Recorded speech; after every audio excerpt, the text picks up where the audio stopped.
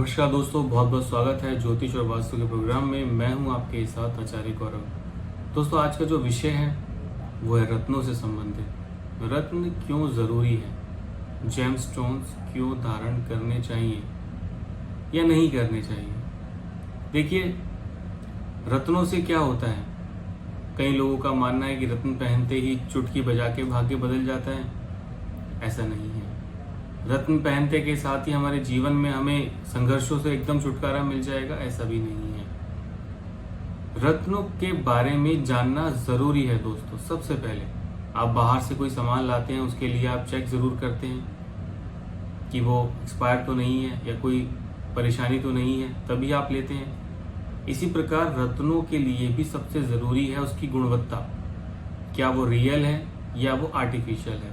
सबसे पहला पॉइंट ये आप सुनिश्चित करें। दूसरी चीज आपको क्या करनी है दोस्तों, रत्न एकदम चुटकी बजा के आपका भाग्य नहीं बदलते दोस्तों। देखिए, इसको समझिए। बहुत गहरे अध्ययन करने के बाद ही रत्नों को रिकमेंड किया जाता है। ये कोई 2 मिनट का कोई खेल नहीं है दोस्तों। रत्न बेसिकली करते क्या है, कुंडली एक तराजू की तरह है, बैलेंस करना। कुछ नेगेटिव पॉइंट्स भी होते हैं जो आपके लगन के सपोर्ट में नहीं होते, कुछ पॉजिटिव पॉइंट्स होते हैं जो लगन के मित्र होते हैं, और कुछ ऐसे ग्रह होते हैं जो न्यूट्रल होते हैं, जिन्हें हम सम बोलते हैं, यानी वो अपना मिश्रित फल देते हैं। अगर पाप ग्रह के साथ आए तो पाप ग्रह जैसे फल देंगे, अगर शुभ ग्रह के साथ आए तो शुभ जैसे फल देंगे। तो दोस्तों, सबसे पहले ये जानना जरूरी है कि आपको जरूरत किस चीज की है। आप छोटे बच्चे हैं, आप बड़े हैं, आप बुजुर्ग हैं।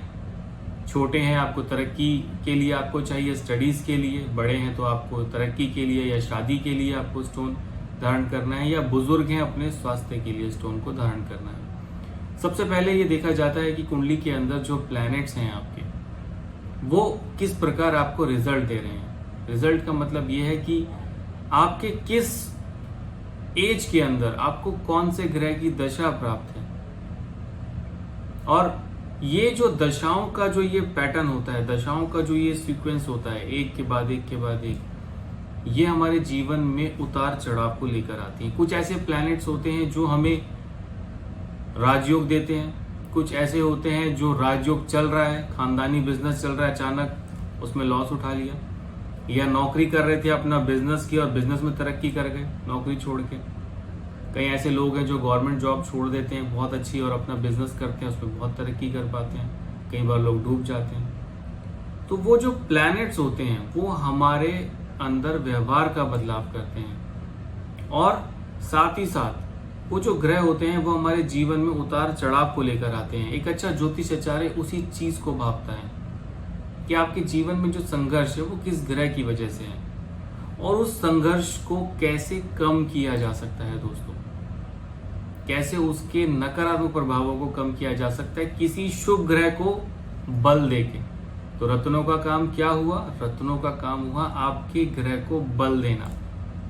कोई परेशानी किसी ग्रह से आ रही है, और दूसरा ग्रह अगर ऐसा शुभ आपकी कुंडली में विराजमान है जो उसकी डिग्रीज से कम है, उसको बल देना, उसे ज्यादा स्ट्रॉन्ग करना। रत्नों का काम ये है, और इसकी गुणवत्ता और ज्यादा बढ़ जाती है जब इन्हें हम अभिमंत्रित करवा के धारण करते हैं अपने नाम और गोत्र के साथ। किसी भी अच्छे ब्राह्मण से अभिमंत्रित करवा के रत्नों को तभी आप धारण करें। रत्नों को पहनना दोस्तों बहुत इजी है, लेकिन रत्नों को रिकमेंड करना वो बहुत ज्यादा कॉम्प्लिकेटेड होता है। इसके बहुत सारे रीजंस हैं। कई बार कुछ ग्रह एक से अधिक एक भाव में विराजमान होते हैं। आप किसी ग्रह के बल को बढ़ाना चाहते हो, लेकिन वो किसी और आपके घर के सदस्य के ऊपर इम्पैक्ट डालता है। तो एक अच्छे ज्योतिष आचार्य को ये सारी कैलकुलेशन करके तभी आपको एक रत्न रिकमेंड करना चाहिए। और इसी प्रकार आप अपने जीवन के अंदर जितने भी संघर्ष हैं उसको आप खत्म कर सकते हैं। देखिए, जीवन में मैं हमेशा से कहता हूं दोस्तों, कुंडली केवल कर्मों पे ही आधारित है। आपकी कितने ही कुंडली में राजयोग हो, अगर आप मेहनत नहीं करोगे तो उसके फल कभी नहीं मिलेंगे। मेहनत करोगे तो उसके रिजल्ट आपको मिलेंगे।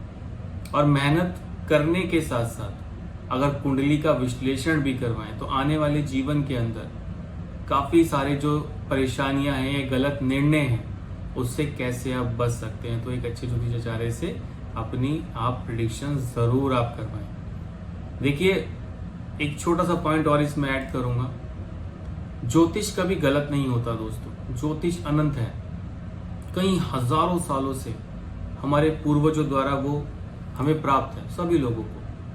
आपके घर में भी कोई ना कोई विद्वान होगा पहले। आजकल की पीढ़ियां बदल गई हैं, चेंजेस आ गए हैं, बहुत ज्यादा प्रैक्टिकल हो गए हैं लोग। तो एक ज्योतिष आचार्य की कुंडली में भी उतनी पावर होनी चाहिए, उतना ऑरा होना चाहिए कि वो आपको जो प्रेडिक्ट करे वो सच हो।